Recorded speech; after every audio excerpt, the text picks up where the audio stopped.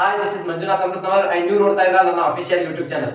Dear friends, ಇವತ್ತಿನ ತರಗತಿಯಲ್ಲಿ HSTR ಗೆ ಸಂಬಂಧಪಟ್ಟ ಹಾಗೆ ರಿಕ್ರೂಟ್ಮೆಂಟ್ ಇಂದ ಹಿಡಿದು ವೇತನ ಶ್ರೇಣಿಯವರೆಗೂ ಏನ್ ಪ್ರೋಸೆಸ್ ಇರುತ್ತೆ, ಆಯ್ಕೆ ವಿಧಾನ ಆಗಿರ್ಬೋದು ಅಥವಾ ಬ್ಯಾಕಪ್ ಸ್ಕೋರ್ ಬಗ್ಗೆ ಆಗಿರ್ಬೋದು, ಎಷ್ಟು ಹುದ್ದೆಗಳು ಕಾಲ್ಫಾರ್ಮ್ ಆಗ್ತಾ ಇದಾವೆ, ಎಕ್ಸಾಮ್ ಪ್ಯಾಟರ್ನ್ ಯಾವ ರೀತಿ ಇರುತ್ತೆ, ಈ ಎಲ್ಲಾ ವಿಷಯದ ಕುರಿತು ಇನ್ ಡೀಟೇಲ್ ಆದಂತ ಮಾಹಿತಿಯನ್ನ ಡಿಸ್ಕಸ್ ಮಾಡ್ತಾ ಹೋಗೋಣ. ಯಾಕಂದ್ರೆ ತುಂಬಾ ಅಭ್ಯರ್ಥಿಗಳ ಬೇಡಿಕೆ ಈ ಮಾಹಿತಿಯನ್ನ ಕೊಡಿ, ಆಮೇಲೆ ಎಕ್ಸಾಕ್ಟ್ ಪೋಸ್ಟ್ ಗಳು ಎಷ್ಟು ಕಾಲ್ಫಾರ್ಮ್ ಆಗ್ತಾ ಇದಾವೆ, ಅದರ ಹಿಂದಿರುವ ಸತ್ಯಾಸತ್ಯತೆಗಳು ಏನು ಅನ್ನೋದನ್ನ ಕುರಿತು ಮಾಹಿತಿ ಕೊಡಿ ಅಂತ ಕೇಳ್ತಾ ಇರೋದ್ರಿಂದ ಇವತ್ತು ಈ ವಿಷಯದ ಕುರಿತು ಮಾತಾಡ್ತಾ ಹೋಗೋಣ. ಸೊ ಅದಕ್ಕಿಂತ ಮುಂಚಿತವಾಗಿ ಈಗ ಹೊಸ ವರ್ಷಕ್ಕೆ ನಾವು ಬಂದಿದ್ದೀವಿ. ಸೊ ಎಲ್ಲಾ ಅಭ್ಯರ್ಥಿಗಳಿಗೂ, ಯಾರೆಲ್ಲ ನನ್ನ ವಿಡಿಯೋನ ನೋಡ್ತಾ ಇದ್ರಿ ಅಂತ ಎಲ್ಲಾ ಅಭ್ಯರ್ಥಿಗಳಿಗೂ ಕೂಡ ಹೊಸ ವರ್ಷದ ಹಾರ್ದಿಕ ಶುಭಾಶಯಗಳು. ಆಮೇಲೆ ಈ ವರ್ಷ ನಿಮ್ಮ ಜೀವನದಲ್ಲಿ ಒಳ್ಳೆಯ ನಿಮ್ಮ ಏನು ಆಸೆ ಮತ್ತು ಆಕಾಂಕ್ಷೆಗಳಿದಾವೆ, ಅಂತಹ ಎಲ್ಲಾ ಆಸೆ ಆಕಾಂಕ್ಷೆಗಳು ನಿಮ್ಮ ಕನಸುಗಳು ಈಡೇರಲಿ ಅಂತ ನಮ್ಮ ಚಾನಲ್ ಕಡೆಯಿಂದ ನಾನು ಶುಭ ಹಾರೈಸ್ತಾ ಇದ್ದೀನಿ. ಆಮೇಲೆ ರೆಸಲ್ಯೂಷನ್ ಕೂಡ ಒಳ್ಳೆಯದನ್ನೇ ರೆಸಲ್ಯೂಷನ್ಸ್ ಅನ್ನು ಇಟ್ಕೊಳ್ಳಿ.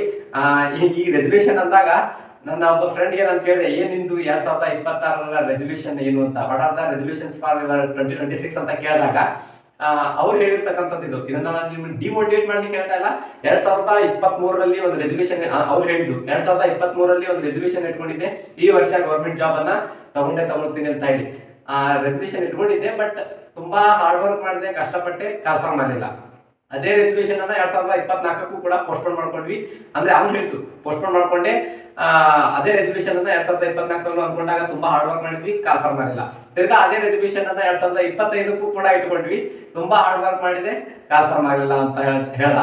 ಈ ವರ್ಷನೂ ಕೂಡ ಅದೇ ರೆಸಲ್ಯೂಷನ್ ಇದೆ, ಕಾಲ್ಫಾರ್ಮ್ ಆಗಲ್ವೋ ಅನ್ನೋ ಡೌಟ್ ಅಲ್ಲಿ ಇದೀನಿ ಅಂತ ಅಂದಾಗ ನಾನು ಒಂದು ಮಾತು ಹೇಳಿದ್ದೀನಿ, 2026ಕ್ಕೆ 100% ಒಂದಷ್ಟು ಇಲಾಖೆಗಳಲ್ಲಿ 100% ಕಾಲ್ಫಾರ್ಮ್ ಆಗ್ತಾ ಇದೆ. ಅಂದ್ರೆ 24,300 ಹುದ್ದೆಗಳನ್ನ ತುಂಬಿಕೊಳ್ಳಿಕ್ಕೆ ಬೇರೆ ಬೇರೆ ಇಲಾಖೆಗಳಿಂದ ಎಲ್ಲಾ ಸೇರಿಸಿ ನಾನು ಹೇಳ್ತಾ ಇರೋದು. 24,300 ಹುದ್ದೆಗಳನ್ನ ತುಂಬಿಕೊಳ್ಳಿಕ್ಕೆ ಆರ್ಥಿಕ ಇಲಾಖೆಯಿಂದಲೂ ಕೂಡ ಅನುಮೋದನೆ ಸಿಕ್ಕಾಗಿದೆ. ಈಗ ಕೋರ್ಟ್ ಅಲ್ಲಿ ಇರ್ತಕ್ಕಂಥ ಕೇಸು ವೇಕೆಂಟ್ ಆದ ತಕ್ಷಣನೇ, ಅದು ಏನು ಹಿಯರಿಂಗ್ ಬಂದ ತಕ್ಷಣನೇ, ಅದು ಜಜ್ಮೆಂಟ್ ಬಂದ ತಕ್ಷಣನೇ ಕಾಲ್ಫಾರ್ಮ್ಗಳು ಸ್ಟಾರ್ಟ್ ಆಗ್ತವೆ. ಸೊ ಹಾಗಾಗಿ ನಿಮ್ಮ ರೆಸಲ್ಯೂಷನ್ ಅನ್ನ ಕಂಟಿನ್ಯೂ ಮಾಡ್ಕೊಳ್ಳಿ. ಯಾರೇ ಆಗಿದ್ರು ಕೂಡ ನಿಮ್ಮ ರೆಸಲ್ಯೂಷನ್ ಅನ್ನ ಓದುವ ರೆಸಲ್ಯೂಷನ್ ಕಂಟಿನ್ಯೂ ಮಾಡ್ಕೊಳ್ರಿ. ಅದರ ಹೊರತುಪಡಿಸಿ ಬೇರೆ ಬೇರೆ ಏನಾದ್ರು ರೆಸಲ್ಯೂಷನ್ಸ್ ಗಳಿದ್ರೆ ಅದನ್ನು ಕೂಡ ಒಳ್ಳೆಯ ರೆಸಲ್ಯೂಷನ್ಸ್ ಗಳನ್ನ ಇಟ್ಕೊಳ್ರಿ. ಈ ವರ್ಷ ನಿಮಗೆ ಶುಭ ಆಗ್ಲಿ ಅಂತ ನಮ್ಮ ಚಾನಲ್ ಕಡೆಯಿಂದ ಮತ್ತು ನನ್ನ ವೈಯಕ್ತಿಕವಾಗಿಯೂ ಕೂಡ ನಾನು ಹಾರೈಸ್ತಾ ಬರ್ತೀನಿ. ಸೊ ಇನ್ನ ಈ HSTR ಬಗ್ಗೆ ಮಾತನಾಡೋದಾದ್ರೆ, ನನ್ನ ಮೊದಲ ರಿಕ್ವೆಸ್ಟ್ ಏನು ಅಂತ ಹೇಳಿದ್ರೆ, ವಿಡಿಯೋನ ಸ್ಟಾರ್ಟ್ ಮಾಡೋದಕ್ಕಿಂತ ಮುಂಚಿತವಾಗಿ ಯಾರೆಲ್ಲ ನನ್ನ ಚಾನಲ್ಗೆ ಹೊಸದಾಗಿ ವಿಸಿಟ್ ಮಾಡಿದಿರಿ, ದಯವಿಟ್ಟು ಚಾನಲ್ ಅನ್ನ ಸಬ್ಸ್ಕ್ರೈಬ್ ಮಾಡ್ಕೊಳ್ಳಿ, ಬೆಲ್ ಬಟನ್ ಕ್ಲಿಕ್ ಮಾಡಿ, ಅಲ್ಲಿ ಬರ್ತಕ್ಕಂಥ ಆಲ್ ಅನ್ನೋ ಆಪ್ಷನ್ ಅನ್ನು ಸೆಲೆಕ್ಟ್ ಮಾಡಿದ್ರೆ ನಾವು ಮಾಡುವಂತಹ ರೆಗ್ಯುಲರ್ ಕ್ಲಾಸಸ್ ಗಳು ಬಂದ್ರೆ ನಿಮಗೆ ನೋಟಿಫೈ ಆಗ್ತಾ ಇರುತ್ತೆ. ಹಾಗೆ ನಿಮ್ಮ ಎಲ್ಲಾ ಫ್ರೆಂಡ್ಸ್ ಸರ್ಕಲ್ಗೂ ಕೂಡ ಈ ವಿಡಿಯೋನ ಶೇರ್ ಮಾಡಿ. ಯಾಕಂದ್ರೆ ತುಂಬಾ ಕನ್ಫ್ಯೂಸ್ ಗಳು ಮತ್ತು ಹುದ್ದೆಗಳು ಎಷ್ಟು ಹುದ್ದೆಗಳು ಕಾಲ್ಫಾರ್ಮ್ ಆಗ್ತಾ ಇದೆ ಅನ್ನೋದ್ರ ಬಗ್ಗೆ ಗೊಂದಲಗಳು ಕ್ರಿಯೇಟ್ ಆಗಿವೆ. ಅದಕ್ಕೋಸ್ಕರ ಎಲ್ಲರಿಗೂ ಮಾಹಿತಿ ಇರಲಿ, ನಿಮ್ಮ ಎಲ್ಲಾ ಫ್ರೆಂಡ್ಸ್ ಸರ್ಕಲ್ಗೂ ಕೂಡ ವಿಡಿಯೋನ ಶೇರ್ ಮಾಡಿ. ನಿಮ್ಗೆ ಏನಾದ್ರು ಡೌಟ್ಸ್ ಗಳಿದ್ರೆ ನಿಮ್ಮ ಡೌಟ್ಸ್ ಗಳನ್ನ ಕಮೆಂಟ್ ಬಾಕ್ಸ್ ಅಲ್ಲಿ ಡ್ರಾಪ್ ಮಾಡೋದನ್ನ ಮರಿಬೇಡಿ. ನಮ್ಮ ಕಡೆಯಿಂದ ಸಾಧ್ಯವಾದಷ್ಟು ಆ ಕಮೆಂಟ್ಸ್ ಗಳಿಗೆ ಸಾಧ್ಯವಾದಷ್ಟು ನಿಖರವಾದಂತಹ ಉತ್ತರವನ್ನು ಕೊಡುವ ಪ್ರಯತ್ನವನ್ನು ಕೂಡ ನಾವು ಮಾಡ್ತಾ ಇದ್ದೀವಿ. ಸೊ ವಿಡಿಯೋ ಲೈಕ್ ಮಾಡೋದನ್ನ ಮರಿಬೇಡಿ. ಸೊ ಮೊದಲಿಗೆ HSTR ಬಗ್ಗೆ ಮಾತನಾಡೋದಾದ್ರೆ, ಎಷ್ಟು ಹುದ್ದೆಗಳು ಕಾಲ್ಫಾರ್ಮ್ ಆಗ್ತಾ ಇದಾವೆ, ಆಮೇಲೆ ಈಗ ಬರ್ತಕ್ಕಂತಹ ನಂಬರ್ಗಳ ಹಿಂದಿರುವ ಸತ್ಯಾಸತ್ಯತೆ ಏನು ಅನ್ನೋದನ್ನ ನಾನು ನಿಮ್ಗೆ ಮೊದಲು ಡಿಸ್ಕಸ್ ಮಾಡ್ತೀನಿ. ಸೊ ಇಲ್ಲಿದೆ ನೋಡಿ, ಈ ಬಾಕ್ಸ್ ಅಲ್ಲಿ ಇದೆ ಅಲ್ವಾ, ಈ ಬಾಕ್ಸ್ ಅಲ್ಲಿ ಇರುವ ಮಾಹಿತಿಯನ್ನ ಡೈರೆಕ್ಟ್ ಆಗಿ ಮುಂಚೆ ಡಿಸ್ಕಸ್ ಮಾಡ್ತಾ ಹೋಗ್ತೀನಿ. 385 ಹುದ್ದೆಗಳಂತ ಫಸ್ಟ್ ಬರ್ತಿದ್ದೀನಿ. ಈ 385 ಹುದ್ದೆಗಳು HK ವಿಭಾಗಕ್ಕೆ ಕಾಲ್ಫಾರ್ಮ್ ಆಗ್ಲಿಕ್ಕೆ ರೆಡಿ ಇರುವಂತಹ ಹುದ್ದೆಗಳು. ಹೈಸ್ಕೂಲ್ಗೆ ಸಂಬಂಧಪಟ್ಟ ಹಾಗೆ ನಾನು ಮಾತನಾಡ್ತಾ ಇರೋದು. ಏನ್ 5,267 ಹುದ್ದೆಗಳಿಗೆ ಆರ್ಥಿಕ ಇಲಾಖೆಯಿಂದ ಅನುಮೋದನೆ ಸಿಕ್ಕಿದೆಯೋ ಅಂತಹ ಹುದ್ದೆಗಳಲ್ಲಿ, ಅಂದ್ರೆ 5,267 ಹುದ್ದೆಗಳಲ್ಲಿ 385 ಹುದ್ದೆಗಳು ಪ್ರೌಢಶಾಲೆಗೆ ಸಂಬಂಧಪಟ್ಟಂತಹ ಹುದ್ದೆಗಳು. ಈ ಹುದ್ದೆಗಳಿಗೆ ಆಲ್ರೆಡಿ ಆರ್ಥಿಕ ಅನುಮೋದನೆ ಸಿಕ್ಕಿದೆ. ಇವುಗಳನ್ನ ಕಾಲ್ಫಾರ್ಮ್ ಮಾಡ್ಲಿಕ್ಕೆ ಎಲ್ಲಾ ಸಿದ್ಧತೆಗಳು ಕೂಡ ರೆಡಿ ಆಗಿದ್ದಾವೆ. ಸೊ ಹಾಗಾಗಿ ಈಗ ಸದ್ಯಕ್ಕೆ ಅಟ್ ಪ್ರೆಸೆಂಟ್ ಜನವರಿಯಲ್ಲಿ ಕಾಲಾಗುವಂತದ್ದು 385 ಹುದ್ದೆಗಳು ಮಾತ್ರ. ಇನ್ನ ಏನು ಪ್ರೋಸೆಸ್ ಅಲ್ಲಿ ಇರ್ತಕ್ಕಂತಹ ಹುದ್ದೆಗಳು, ಹೈಸ್ಕೂಲ್ಗೆ ಸಂಬಂಧಪಟ್ಟ ಹಾಗೆ ಪ್ರೋಸೆಸ್ ಅಲ್ಲಿ ಇರ್ತಕ್ಕಂಥ ಅಂದ್ರೆ ಪರಿಶೀಲನೆಯಲ್ಲಿ ಇರ್ತಕ್ಕಂತಹ ಹುದ್ದೆಗಳನ್ನ ನೋಡೋದಾದ್ರೆ 1,591 ಹುದ್ದೆಗಳು HK ವಿಭಾಗಕ್ಕೆ ಅಂದ್ರೆ ಕಲ್ಯಾಣ ಕರ್ನಾಟಕಕ್ಕೆ ಸಂಬಂಧಪಟ್ಟ ಹಾಗೆ 1,591 ಹುದ್ದೆಗಳು ಪರಿಶೀಲನಾ ಹಂತದಲ್ಲಿದ್ದಾವೆ. ಆದ್ರೆ ಇವಕ್ಕೆ ಅನುಮೋದನೆ ಸಿಕ್ಕಿಲ್ಲ, ಆರ್ಥಿಕ ಇಲಾಖೆಯಿಂದ ಅನುಮೋದನೆ ಸಿಕ್ಕಿಲ್ಲ. ಇದನ್ನ ನೆನಪಿಟ್ಕೊಂಡ್ಬಿಡಿ. ಅದರ ಜೊತೆಗೆ 3,359 ಹುದ್ದೆಗಳು ನಾನ್ HKಗೆ ಅಂದ್ರೆ ಕಲ್ಯಾಣ ಕರ್ನಾಟಕವನ್ನ ಹೊರತುಪಡಿಸಿ ಏನ್ ಜಿಲ್ಲೆಗಳಿದಾವಲ್ಲ ಆ ಜಿಲ್ಲೆಗಳಲ್ಲಿ 3,359 ಹುದ್ದೆಗಳ ತುಂಬಿಕೊಳ್ಳಿಕ್ಕೆ ಪರಿಶೀಲನಾ ಹಂತದಲ್ಲಿರುವಂತಹ ಮಾಹಿತಿ. ಬಟ್ ಈ 1,591 ಮತ್ತು 3,359 ಹುದ್ದೆಗಳು ಪರಿಶೀಲನಾ ಹಂತದಲ್ಲಿದ್ದಾವೆ ಹೊರತು ಅವುಗಳಿಗೆ ಇನ್ನೂ ಆರ್ಥಿಕ ಇಲಾಖೆಯಿಂದ ಅನುಮೋದನೆ ಸಿಕ್ಕಿಲ್ಲ. ಬಟ್ ಈಗ ಬರ್ತಕ್ಕಂತಹ ಬಜೆಟ್ ಅಲ್ಲಿ ಏನಾದ್ರೂ ಇವುಗಳನ್ನ ಅನೌನ್ಸ್ ಮಾಡಿ ಆರ್ಥಿಕ ಇಲಾಖೆಯಿಂದ ಅನುಮೋದನೆ ಕೊಟ್ರೆ 100% ಅವು ಇಮಿಡಿಯೇಟ್ ಆಗಿ ಕಾಲ್ಫಾರ್ಮ್ ಆಗ್ತವೆ. ಸೊ ಅದಕ್ಕೋಸ್ಕರ ಈ ಎಲ್ಲಾ ಹುದ್ದೆಗಳನ್ನ ಗಮನದಲ್ಲಿ ಇಟ್ಕೊಂಡೆ, ಯಾಕಂದ್ರೆ ಈಗ ಬಜೆಟ್ ಬರ್ತಾ ಇದೆ, ಬಜೆಟ್ ಮಂಡನೆ ಮಾಡುವಂತಹ ಸಮಯ. ಸೊ ಆ ಬಜೆಟ್ ಅಲ್ಲಿ ಈ ಹುದ್ದೆಗಳಿಗೂ ಕೂಡ ಆರ್ಥಿಕ ಇಲಾಖೆಯಿಂದ ಅನುಮೋದನೆ ಕೊಡುವ ಸಾಧ್ಯತೆ ಅತಿ ಹೆಚ್ಚಿದೆ. ಹಾಗಾಗಿ ಎಲ್ಲಾ ಹುದ್ದೆಗಳನ್ನ, ಟೋಟಲ್ ಎಲ್ಲಾ ಹುದ್ದೆಗಳನ್ನ ಗಮನದಲ್ಲಿಟ್ಟುಕೊಂಡು ನಿಮ್ಮ ಅಧ್ಯಯನವನ್ನ ಜಾಸ್ತಿ ಮಾಡ್ಕೊಂಡು ಬರ್ಬೇಕು ನೀವು. ಸೊ ಅಂದ್ರೆ ಮಾತ್ರ ಆ ಹುದ್ದೆಗಳಲ್ಲಿ ನಿಮ್ದು ಒಂದು ಪೋಸ್ಟ್ ಇದೆ ಅಂತ ಅರ್ಥ. ಸೊ ಈ ಹುದ್ದೆಗಳ ಬಗ್ಗೆ ಮಾಹಿತಿ ಆಯ್ತು. ಇನ್ನು ತುಂಬಾ ಕಡೆ ಬೇರೆ ಬೇರೆ ರೀತಿಯಾದಂತಹ ಮಾಹಿತಿ ಓಡಾಡ್ತಾ ಇದೆ. ಅದ್ಯಾವುದು ಸತ್ಯಕ್ಕೆ ದೂರವಾದಂತದ್ದು. ಯಾಕಂತ ಹೇಳಿದ್ರೆ ಆರ್ಥಿಕ ಇಲಾಖೆಯಿಂದ ಅನುಮೋದನೆ ಸಿಕ್ಕರೆ ಮಾತ್ರ ಕಾಲ್ಫಾರ್ಮ್ ಆಗುತ್ತೆ, ಅಂದ್ರೆ ಮಾತ್ರ ನೀವು ಎಕ್ಸಾಮ್ ಬರೀಲಿಕ್ಕೆ, ಅಂತ ಅಷ್ಟು ಪೋಸ್ಟ್ ಗಳಿಗೆ ಮಾತ್ರ ನೀವು ಎಕ್ಸಾಮ್ ಬರೆಯುವಂತದ್ದು. ಸೊ ಈಗ ಇರುವಂತಹ ರಿಯಲ್ ಫ್ಯಾಕ್ಟ್ ಇದು. ಇದನ್ನ ಹೊರತುಪಡಿಸಿ ನಾವು ಎಜುಕೇಶನಲ್ ಕ್ವಾಲಿಫಿಕೇಶನ್ ಬಗ್ಗೆ ಸ್ವಲ್ಪ ಮಾತನಾಡೋದಾದ್ರೆ, ಈಗ ಸದ್ಯಕ್ಕೆ C&R ರೂಲ್ ಅಲ್ಲಿ ಇರ್ತಕ್ಕಂತಹ ಸ್ಥಿತಿಯನ್ನ ಮಾತನಾಡೋದಾದ್ರೆ, HSTR ಗೆ ಎಜುಕೇಶನಲ್ ಕ್ವಾಲಿಫಿಕೇಶನ್ ಏನ್ ಬೇಕು? UG ಅಂದ್ರೆ ಪದವಿಯನ್ನ ಮುಗಿಸಿರ್ಬೇಕು, ಜೊತೆಗೆ B.Ed ಅನ್ನ ಕಂಪ್ಲೀಟ್ ಮಾಡಿರ್ಬೇಕು. ಇವೆರಡನ್ನು ಕಂಪ್ಲೀಟ್ ಮಾಡಿರ್ತಕ್ಕಂತಹ ಅಭ್ಯರ್ಥಿಗಳು HSTR ಎಕ್ಸಾಮ್ ಅನ್ನ ಬರೀಲಿಕ್ಕೆ ಎಲಿಜಿಬಲ್ ಇರ್ತಾರೆ. ಇನ್ನು ನಿಮಗೆ ತಲೆಯಲ್ಲಿ ಎರಡು ವಿಷಯಗಳು ಓಡಾಡ್ತಾ ಇದಾವೆ. ಏನು? TET ಎಸೆನ್ಸಿಯಲ್ ಇದೆಯಾ ಮತ್ತು PG ಬೇಕೇ ಬೇಕಾ ಅಂತ ಹೇಳಿ ಎರಡು ವಿಷಯಗಳು ನಿಮ್ಮ ತಲೆಯಲ್ಲಿ ಓಡಾಡ್ತಾ ಇದಾವೆ. ಅದನ್ನ ಸ್ಪಷ್ಟವಾಗಿ ಕ್ಲಾರಿಫೈ ಮಾಡ್ತಾ ಇದ್ದೀನಿ. ಅಟ್ ಪ್ರೆಸೆಂಟ್ ಇರ್ತಕ್ಕಂತಹ ಸಿಚುವೇಶನ್ ಅನ್ನ ತಗೊಂಡ್ರೆ, ಅಟ್ ಪ್ರೆಸೆಂಟ್ ಇರ್ತಕ್ಕಂತಹ C&R ರೂಲ್ ಅನ್ನ ತಗೊಂಡ್ರೆ, ಅಟ್ ಪ್ರೆಸೆಂಟ್ ಇರ್ತಕ್ಕಂತಹ ಗೈಡ್ಲೈನ್ಸ್ ಗಳನ್ನ ನೋಡೋದಾದ್ರೆ, ಈಗ ಸದ್ಯಕ್ಕೆ ಪದವಿ ಮತ್ತು B.Ed ಮಾತ್ರ HSTR ಗೆ ಎಸೆನ್ಸಿಯಲ್ ಆಗಿ ಇರತಕ್ಕಂತಹ ಎಜುಕೇಶನಲ್ ಕ್ವಾಲಿಫಿಕೇಶನ್ ಆಗಿದೆ. TET ಪೇಪರ್ 1 ಆಗಲಿ ಪೇಪರ್ 2 ಆಗಲಿ ಯಾವುದೂ ಕೂಡ ಎಸೆನ್ಸಿಯಲ್ ಇಲ್ಲ. ಅಂದ್ರೆ ಇದರ ಅರ್ಥ TET ಇದಕ್ಕೆ ಬೇಕಾಗಿಲ್ಲ. ಅದನ್ನು ಹೊರತುಪಡಿಸಿ PGಯೂ ಕೂಡ ಅಟ್ ಪ್ರೆಸೆಂಟ್ ಬೇಕಾಗಿಲ್ಲ. ಈಗ ಸದ್ಯಕ್ಕೆ PG ಕಂಪ್ಲೀಟ್ ಆಗದಿದ್ರೂ ಕೂಡ ನೀವು ಈ ಎರಡು ಪದವಿಯನ್ನ ಹೊಂದ್ಕೊಂಡಿದ್ರೆ, ಅಂದ್ರೆ ಡಿಗ್ರಿ ಮತ್ತು B.Ed ಅನ್ನ ಮುಗಿಸಿದ್ರೆ ನೀವು HSTR ಎಕ್ಸಾಮ್ ಅನ್ನ ಬರೀಲಿಕ್ಕೆ ಎಲಿಜಿಬಲ್ ಆಗಿರ್ತೀರಿ. ಸೊ ಅದಕ್ಕೋಸ್ಕರ ವಿಡಿಯೋನ ಪೂರ್ತಿ ನೋಡಿದ್ರೇನೆ ನಿಮಗೆ ಇನ್ ಡೀಟೇಲ್ ಆದಂತ ಮಾಹಿತಿ ಸಿಗುತ್ತೆ. ಸ್ಕಿಪ್ ಮಾಡಿದ್ರೆ ಮಾಹಿತಿ ಸ್ಕಿಪ್ ಆಗುತ್ತೆ. ಆಮೇಲೆ ಕ್ವಶನ್ ಗಳನ್ನ ಕೇಳಕ್ ಸ್ಟಾರ್ಟ್ ಮಾಡ್ತೀರಾ, ಏನು ಈ ರೀತಿ ಯಾವುದು, ಹಾಗೆ ಹೀಗೆ ಅಂತ. ಅದಕ್ಕೋಸ್ಕರ ನನ್ನ ರಿಕ್ವೆಸ್ಟ್ ಏನು, ವಿಡಿಯೋನ ಪೂರ್ತಿಯಾಗಿ ನೋಡಿ, ಅಂದ್ರೆ ಮಾತ್ರ ಇನ್ ಡೀಟೇಲ್ ಮಾಹಿತಿ ಸಿಗುತ್ತೆ. ಸೊ ಇದಷ್ಟು ಎಜುಕೇಶನಲ್ ಕ್ವಾಲಿಫಿಕೇಶನ್ ಬಗ್ಗೆ ಆಯ್ತು. ಇನ್ನ ಎಕ್ಸಾಮ್ ಪ್ಯಾಟರ್ನ್ ಬಗ್ಗೆ ಸ್ವಲ್ಪ ಮಾತನಾಡೋದಾದ್ರೆ, this is very very important point. ಯಾಕಂತ ಹೇಳಿದ್ರೆ ಎಕ್ಸಾಮ್ ಪ್ಯಾಟರ್ನ್ ಬಗ್ಗೆನೇ ನಮ್ಗೆ ಗೊತ್ತಿಲ್ಲ, ಹಂಗೆ ನಾವು ಪ್ರಿಪರೇಷನ್ ಅನ್ನ ಮಾಡ್ತಾ ಇದೀವಿ ಅಂತ ಹೇಳಿದ್ರೆ ಅದು ಮೂರ್ಖತನಕ್ಕೆ ಉದಾಹರಣೆ ಆಗುತ್ತೆ. ಸೊ ಹಾಗಾಗಿ ಎಕ್ಸಾಮಿನ ಪ್ಯಾಟರ್ನ್ ಅನ್ನ ನೋಡೋದಾದ್ರೆ, ಒಟ್ಟು HSTR ಈ ಕಾಲ್ಫಾರ್ಮ್ ಏನಿರುತ್ತೆ, ಇದು ಈ ರಿಕ್ರೂಟ್ಮೆಂಟ್ 2 ಪತ್ರಿಕೆಗಳನ್ನ ಒಳಗೊಂಡಿರ್ತಕ್ಕಂಥ ಎಕ್ಸಾಮ್ ಪ್ಯಾಟರ್ನ್ ಇದಾಗಿರುತ್ತೆ. ಸೊ ಮೊದಲನೇ ಪತ್ರಿಕೆ ಸಾಮಾನ್ಯ ಜ್ಞಾನಕ್ಕೆ ಸಂಬಂಧಿಸಿದ್ದಾದ್ರೆ, ಎರಡನೇ ಪತ್ರಿಕೆ ನಿರ್ದಿಷ್ಟ ಪತ್ರಿಕೆ ಆಗಿರುತ್ತೆ. ಸೊ ಒಂದನೇ ಸಾಮಾನ್ಯ ಜ್ಞಾನಕ್ಕೆ ಸಂಬಂಧಪಟ್ಟ ಹಾಗೆ ಯಾವೆಲ್ಲ ವಿಷಯಗಳನ್ನ ಒಳಗೊಂಡಿರುತ್ತೆ, ಆಮೇಲೆ ನಿರ್ದಿಷ್ಟ ಪತ್ರಿಕೆ ಏನೆಲ್ಲ ವಿಷಯಗಳನ್ನ ಒಳಗೊಂಡಿರುತ್ತೆ ಅನ್ನೋದನ್ನ ಇನ್ ಡೀಟೇಲ್ ಆಗಿ ನಾನು ನಿಮ್ಗೆ ಹೇಳ್ತೀನಿ ಈಗ. ಸೊ ಒಟ್ಟು 2 ಪತ್ರಿಕೆಗಳು, ಪ್ರತಿ ಪತ್ರಿಕೆ ಮಲ್ಟಿಪಲ್ ಚಾಯ್ಸ್ ಕ್ವಶನ್ ಅನ್ನ ಹೊಂದಿರತಕ್ಕಂತಹ ಪತ್ರಿಕೆ ಆಗಿರುತ್ತೆ.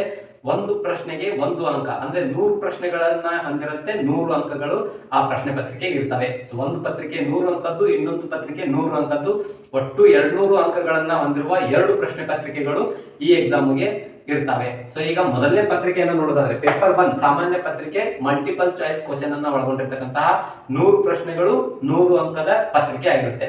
ಆ ಪತ್ರಿಕೆಯಲ್ಲಿ ಅಂದ್ರೆ ಸಾಮಾನ್ಯ ಜ್ಞಾನಕ್ಕೆ ಸಂಬಂಧಪಟ್ಟ ಹಾಗೆ ಆ ಪತ್ರಿಕೆಯಲ್ಲಿ ಏನೆಲ್ಲಾ ವಿಷಯಗಳನ್ನ ಒಳಗೊಂಡಿರುತ್ತೆ ಅಂತ ನೋಡೋದಾದ್ರೆ, ಮೊದಲಿಗೆ GK ಜನರಲ್ ನಾಲೆಜ್ ಗೆ ಸಂಬಂಧಪಟ್ಟ ಹಾಗೆ 25 ಪ್ರಶ್ನೆಗಳನ್ನ ಹೊಂದಿರುತ್ತೆ. 25 ಪ್ರಶ್ನೆಗಳು 25 ಅಂಕಗಳು. ಸೆಕೆಂಡ್ ಒನ್ ಇಂಗ್ಲಿಷ್ ಇರುತ್ತೆ. ಇಂಗ್ಲಿಷ್ಗೆ ಅಂದ್ರೆ ಸಾಮಾನ್ಯ ಇಂಗ್ಲಿಷ್ ಅಂತ ಏನ್ ನಾವು ಕರಿತೀವಿ, ಅಂತಹ ಸಾಮಾನ್ಯ ಇಂಗ್ಲಿಷ್ಗೆ ಸಂಬಂಧಪಟ್ಟಂತಹ 12 ಪ್ರಶ್ನೆಗಳು ಅದರಲ್ಲಿರ್ತವೆ. 12 ಪ್ರಶ್ನೆಗಳು 12 ಅಂಕಗಳು.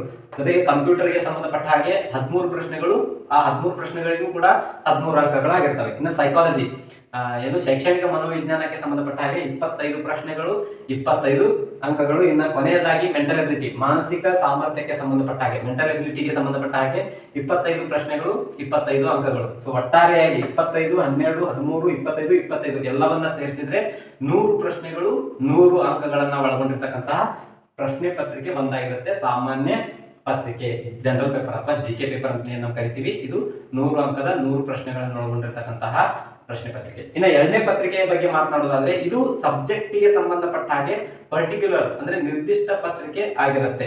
ಫಾರ್ ಎಕ್ಸಾಂಪಲ್, ಸರ್ ಸಬ್ಜೆಕ್ಟ್ ಗೆ ಸಂಬಂಧಪಟ್ಟ ಹಾಗೆ ಅಂದ್ರೆ ಯಾವ ರೀತಿ ಅಂತ ಕೇಳಿದ್ರೆ, ನಾನೀಗ ಇಂಗ್ಲಿಷ್ ಟೀಚರ್ ಆಗ್ಬೇಕು ಅಂತ ಅನ್ಕೊಂಡ್ರೆ, ನನ್ನ ಇಂಗ್ಲಿಷ್ ಸಬ್ಜೆಕ್ಟ್ ಗೆ ಸಂಬಂಧಪಟ್ಟ ಹಾಗೆ 100 ಅಂಕದ 100 ಪ್ರಶ್ನೆಗಳನ್ನ ಒಳಗೊಂಡಿರ್ತಕ್ಕಂತಹ ಪ್ರಶ್ನೆ ಪತ್ರಿಕೆ ಇರುತ್ತೆ. ಇಂಗ್ಲಿಷ್ಗೆ ಸಂಬಂಧಪಟ್ಟಂತಹ ಪ್ರಶ್ನೆಗಳೇ ಇರ್ತವೆ.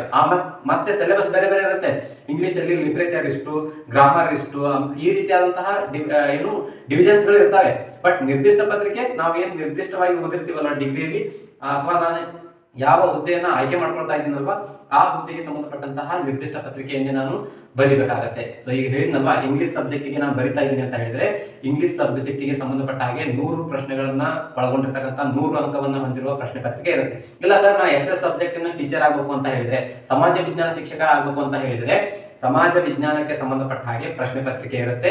100 ಪ್ರಶ್ನೆಗಳು 100 ಅಂಕಗಳು. ಇಲ್ಲ ನಾನು ಸೈನ್ಸ್ ಟೀಚರ್ ಆಗಬೇಕು ಅಥವಾ ಮ್ಯಾಥ್ಸ್ ಟೀಚರ್ ಆಗಬೇಕು ಅಂತ ಹೇಳಿದ್ರೆ ಸೈನ್ಸ್ಗೆ ಸಂಬಂಧಪಟ್ಟ ಹಾಗೆ ಕ್ವಶನ್ಸ್ ಗಳು ಇರ್ತವೆ. 100 ಪ್ರಶ್ನೆಗಳು 100 ಅಂಕಗಳು. ಮ್ಯಾಥ್ಸ್ ಮತ್ತೆ ಸೈನ್ಸ್ಗೆ ಸಂಬಂಧಪಟ್ಟ ಹಾಗೆ ಅದು CBZ ಆಗಿರ್ಬೋದು, PCM ಆಗಿರ್ಬೋದು, ನೀವು ಏನೇ ಆಗಿರ್ಬೋದು ಸೈನ್ಸ್ಗೆ ಸಂಬಂಧಪಟ್ಟ ಹಾಗೆ ಮಾತಾಡ್ತಾ ಇದ್ದೀನಿ. ಅದನ್ನು ಹೊರತುಪಡಿಸಿ ಹಿಂದಿ ಶಿಕ್ಷಕರಾಗಬೇಕು ಅಂತ ಹೇಳಿದ್ರೆ ನಿಮ್ಮ ಹಿಂದಿ ಸಬ್ಜೆಕ್ಟಿಗೆ ಸಂಬಂಧಪಟ್ಟ ಹಾಗೆ 100 ಪ್ರಶ್ನೆಗಳನ್ನು ಒಳಗೊಂಡಿರುವ 100 ಅಂಕವನ್ನು ಹೊಂದಿರುವ ಪ್ರಶ್ನೆ ಪತ್ರಿಕೆಯನ್ನ ನೀವು ಸಾಲ್ವ್ ಮಾಡಬೇಕಾಗುತ್ತೆ. ಒಟ್ಟಾರೆಯಾಗಿ ಹೇಳೋದಾದ್ರೆ ಪ್ರಶ್ನೆ ಪತ್ರಿಕೆ 2 ಅಂತ ಏನಿರುತ್ತಲ್ವಾ ಅದು ನೀವು ಯಾವ ಟೀಚರ್ ಆಗ್ಬೇಕು ಅಂತ ಹೇಳಿ ಬಯಸಿ ಅಪ್ಲಿಕೇಶನ್ ಹಾಕಿರ್ತೀರಿ ಆ ಅಪ್ಲಿಕೇಶನ್ ಪ್ರಕಾರ ಆ ನಿಮ್ಮ ಆಯ್ಕೆಯ ಪ್ರಕಾರ ನಿರ್ದಿಷ್ಟವಾದಂತಹ ಪ್ರಶ್ನೆ ಪತ್ರಿಕೆ 2ನೇ ಪೇಪರ್ ಆಗಿರುತ್ತೆ. 1ನೇ ಪತ್ರಿಕೆ ಎಲ್ಲರಿಗೂ ಸಾಮಾನ್ಯವಾಗಿ ಎಲ್ಲಾ ಶಿಕ್ಷಕರು ಕೂಡ ಬರೀಬೇಕು. 2ನೇ ಪತ್ರಿಕೆಯನ್ನ ನಿಮ್ಮ ವಿಷಯಕ್ಕೆ ಸಂಬಂಧಪಟ್ಟ ಹಾಗೆ ನಿರ್ದಿಷ್ಟ ಪತ್ರಿಕೆಯನ್ನ ಬರೀಬೇಕು. ಅದು ಕೂಡ ಮಲ್ಟಿಪಲ್ ಚಾಯ್ಸ್ ಕ್ವಶನ್ಸ್ ಇರುವಂತದ್ದು. 100 ಪ್ರಶ್ನೆಗಳು 100 ಅಂಕವನ್ನು ಹೊಂದಿರತಕ್ಕಂತಹ ಪ್ರಶ್ನೆ ಪತ್ರಿಕೆ. ಸೊ ಇದಷ್ಟು ಎಕ್ಸಾಮ್ ಪ್ಯಾಟರ್ನ್ ಬಗ್ಗೆ ಆಯ್ತು. ಈಗ ಹುದ್ದೆಗಳು ಎಷ್ಟಿದಾವೆ ಅನ್ನೋದು ಮುಗೀತು.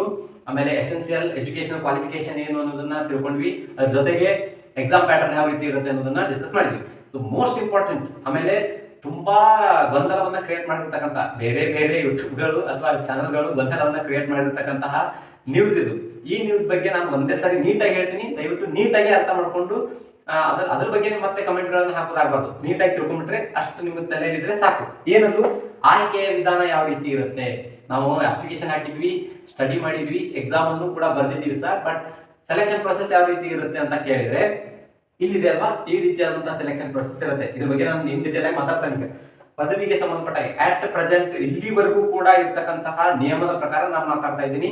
ನಾಳೆ C&R ರೂಲ್ ಮತ್ತು ಬಂದಾಗ ಬೇರೆ ರೀತಿಯಾದಂತಹ ಚೇಂಜಸ್ ಗಳು ಏನಾದ್ರು ಆಗುತ್ತಾ ಸರ್ ಅಂತ ಕೇಳಿದ್ರೆ ಏನ್ ಚೇಂಜಸ್ ಆಗ್ಬೋದು ಅನ್ನೋದನ್ನು ಕೂಡ ಈಗಲೇ ಹೇಳ್ತೀನಿ ನಾನು ನಿಮಗೆ. ಸೊ ಮೊದಲಿಗೆ ಪದವಿಗೆ ಸಂಬಂಧಪಟ್ಟ ಹಾಗೆ 20% ಅನ್ನ ಕನ್ಸಿಡರ್ ಮಾಡ್ತಾರೆ. ನಿಮ್ಮ BEd ಗೆ ಸಂಬಂಧಪಟ್ಟ ಹಾಗೆ 10% ಅನ್ನ ಕನ್ಸಿಡರ್ ಮಾಡ್ತಾರೆ. ನಿಮ್ಮ CET ಗೆ ಸಂಬಂಧಪಟ್ಟ ಹಾಗೆ ಅಂದ್ರೆ 2 ಪತ್ರಿಕೆಗಳನ್ನ ಏನು ಬರ್ದಿರ್ತೀರಲ್ವಾ ಆ ಪರೀಕ್ಷೆಗೆ ಸಂಬಂಧಪಟ್ಟ ಹಾಗೆ 70% ಅನ್ನ ಕನ್ಸಿಡರ್ ಮಾಡ್ತಾರೆ. ಸೊ ಒಟ್ಟಾರೆಯಾಗಿ 100% ಗೆ ನಿಮ್ಮ ರಿಸಲ್ಟ್ ಅನ್ನ ವ್ಯಾಲ್ಯೂಯೇಷನ್ ಮಾಡಿ 1:1 ಸೆಲೆಕ್ಷನ್ ಲಿಸ್ಟ್ ಅನ್ನ ಬಿಡ್ತಾರೆ. ಈಗ ತುಂಬಾ ಅಭ್ಯರ್ಥಿಗಳು ಬಂದ್ಬಿಡ್ತಾರೆ. ಒಂದಷ್ಟು ಪಂಡಿತರು ಇರ್ತಾರೆ. ನಮ್ಮ ವಿಡಿಯೋಗಳನ್ನ ನೋಡಿದ ತಕ್ಷಣ ಅಂತ ಪಂಡಿತರು ಎದ್ದು ಬಿಡ್ತಾರೆ. ಏನಂತ, ಏನ್ ಸರ್ ಇದೆಲ್ಲ ಅವರೆಲ್ಲ ಹಂಗೆ ಹೇಳ್ತಿದ್ದಾರೆ, ಇವರೆಲ್ಲ ಹಿಂಗೆ ಹೇಳ್ತಿದ್ದಾರೆ, ನೀವು ನೋಡಿದ್ರೆ ಹಿಂಗೆ ಹೇಳ್ತಿದ್ದಾರೆ ಅಂತ. ಎಲ್ಲೂ ಕೂಡ ಬ್ಯಾಕಪ್ ಸ್ಕೋರ್ ಅನ್ನ ರಿಮೂವ್ ಮಾಡಿದೀವಿ ಅಂತ ಹೇಳಿ ಇನ್ನೂವರೆಗೂ ಕೂಡ ಯಾವುದೇ ಇನ್ಫಾರ್ಮೇಶನ್ ಬಂದಿಲ್ಲ. ಇನ್ನ C&R ರೂಲ್ ಬಗ್ಗೆ ಮಾತನಾಡೋದಾದ್ರೆ ಬ್ಯಾಕಪ್ ಸ್ಕೋರ್ ಅನ್ನ ಸತ್ರು ತೆಗೆಯಲ್ಲ ಅವರು, ಒಂದ್ ನೆನಪಿಟ್ಕೊಂಡ್ಬಿಟ್ಟು. ಆದ್ರೆ ಒಂದಷ್ಟು ಬ್ಯಾಕಪ್ ಸ್ಕೋರ್ ಅಲ್ಲಿ ಕಡಿಮೆ ಪ್ರಮಾಣವನ್ನ ಮಾಡಬಹುದು ಅಂತ ಹೇಳ್ತಾ ಇದೀನಿ, ಮಾಡಿದ್ದಾರೆ ಅಂತ ನಾನು ಹೇಳ್ತಾ ಇಲ್ಲ. ಮಾಡಬಹುದು, ಇಲ್ಲ ಅಂದ್ರೆ ಆಸ್ ಇಟ್ ಈಸ್ ಇದೇನಿದೆಯೋ ಇದನ್ನೇ ಅವರು ಈ ಸರಿನೂ C&R ರೂಲ್ ಅಲ್ಲಿ ಅಳವಡಿಸ್ಕೊಳ್ಬಹುದು. ಏನು ಪದವಿ 20%, BEd 10%. ಇನ್ ಕೇಸ್ ಕಮ್ಮಿ ಮಾಡಿದ್ರೆ ಈ ಪದವಿಯಲ್ಲಿ 5% ಅಥವಾ 10% ಅನ್ನ ರೆಡ್ಯೂಸ್ ಮಾಡುವಂತಹ ಸಾಧ್ಯತೆ ಇದೆ. ಅದನ್ನ ಹೊರತುಪಡಿಸಿ ಟೋಟಲ್ ಆಗಿ ಬ್ಯಾಕಪ್ ಸ್ಕೋರ್ ಅನ್ನ ಸತ್ರು ರಿಮೂವ್ ಮಾಡಲ್ಲ. ಇದೊಂದು ನೆನಪಿಟ್ಕೊಳ್ಳಿ. ಯಾಕಂದ್ರೆ ಅದ್ರ ಹಿಂದೆ ಬೇರೆ ರೀತಿಯಾದಂತಹ ರೀಸನ್ಸ್ ಗಳಿದಾವೆ. ಸೊ ಆ ರೀಸನ್ಸ್ ಗೋಸ್ಕರನೇ ಆ ಬ್ಯಾಕಪ್ ಸ್ಕೋರ್ ಅನ್ನ ರಿಮೂವ್ ಮಾಡ್ಲಿಕ್ಕೆ ಬರುವುದಿಲ್ಲ. ಬಟ್ ಈ ಬ್ಯಾಕಪ್ ಸ್ಕೋರ್ ಅಲ್ಲಿ ಸ್ವಲ್ಪ ಪ್ರಮಾಣದಲ್ಲಿ ರೆಡ್ಯೂಸ್ ಅನ್ನ ಮಾಡಬಹುದು. 20% ಇದ್ದಿದ್ದನ್ನ 15% ಮಾಡಬಹುದು ಪದವಿಯನ್ನ, ಅಥವಾ 10% ಗೆ ಇಳಿಸಬಹುದು. ಅದನ್ನ ಹೊರತುಪಡಿಸಿ ಪೂರ್ತಿಯಾದಂತಹ ಬ್ಯಾಕಪ್ ಸ್ಕೋರ್ ಅನ್ನ ರಿಮೂವ್ ಮಾಡಲ್ಲ. ನೀವು ಯಾರು ಏನೇ ಹೇಳಿದ್ರು ಕೂಡ ನೀವು ಕೇಳ್ತಿರೋ ಬಿಡ್ತಿರೋ ಅದು ನಿಮ್ಮ ವೈಯಕ್ತಿಕ ವಿಷಯಕ್ಕೆ ಸಂಬಂಧಿಸಿದಂತ ನಿಮ್ಮ ವೈಯಕ್ತಿಕ ವಿಷಯಕ್ಕೆ ಬಿಟ್ಟಂತದ್ದು. ಬಟ್ ನನ್ನ ಕೇಳೋದಾದ್ರೆ ಬ್ಯಾಕಪ್ ಸ್ಕೋರ್ ರಿಮೂವ್ ಆಗಿಲ್ಲ ಇನ್ನೂವರೆಗೂ. ಪೂರ್ತಿಯಾಗಿ ಇದು ರಿಮೂವ್ ಆಗಿದೆ ಅಂತ ನಾನು ಹೇಳಲ್ಲ. ಬಟ್ C&R ರೂಲ್ ಹೊಸದಾಗಿ ಬರಬೇಕಾಗಿದೆ. ಅದು ಬಂತು ಅಂದ್ರೆ ಇದರಲ್ಲಿ ಏನಾದ್ರು ಚೇಂಜಸ್ ಮಾಡಿದ್ರೆ ಇನ್ ಕೇಸ್ 5% 10% ಪದವಿಯಲ್ಲಿ ರೆಡ್ಯೂಸ್ ಮಾಡ್ತಾರೆ. ಅದನ್ನ ಹೊರತುಪಡಿಸಿ ಬ್ಯಾಕಪ್ ಸ್ಕೋರ್ ರಿಮೂವ್ ಆಗಲ್ಲ.